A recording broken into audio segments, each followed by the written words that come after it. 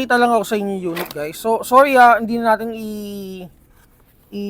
susubukan kasi nga medyo medyo goal tayo sa oras and sobrang busy talaga this past few days. So it's a Crytek FNP90.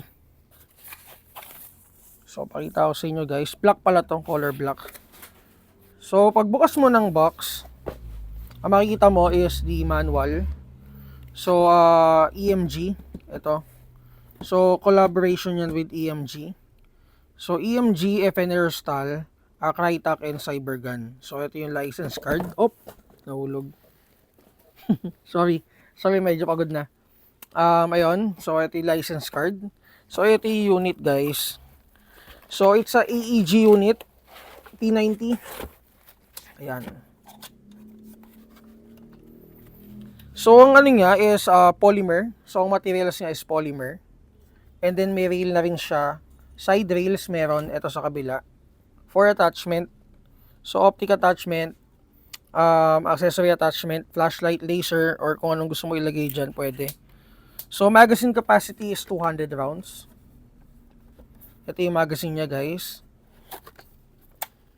And then for the mode of ito yung mode niya guys. Ito. Lapit mo onte brother. Ayan. So dalawang kulay ang meron tayo nito guys. Makikita niyo to sa Crytek folder natin. Kulay puti at saka kulay puti no, tama no, tsaka itong black. And then for the inner barrel niya is 255 mm. And then ang diameter is 6.05 mm. Okay?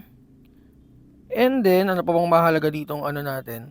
So RPS is 20 plus. So mabilis siya for a stock unit.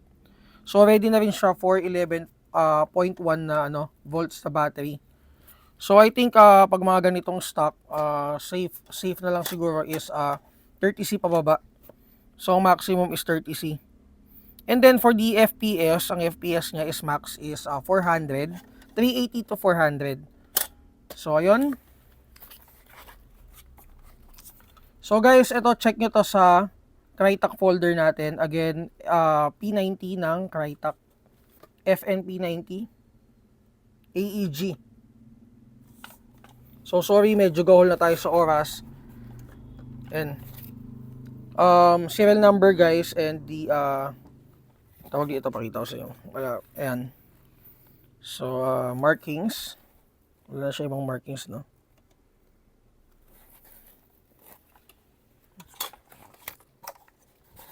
Ganda.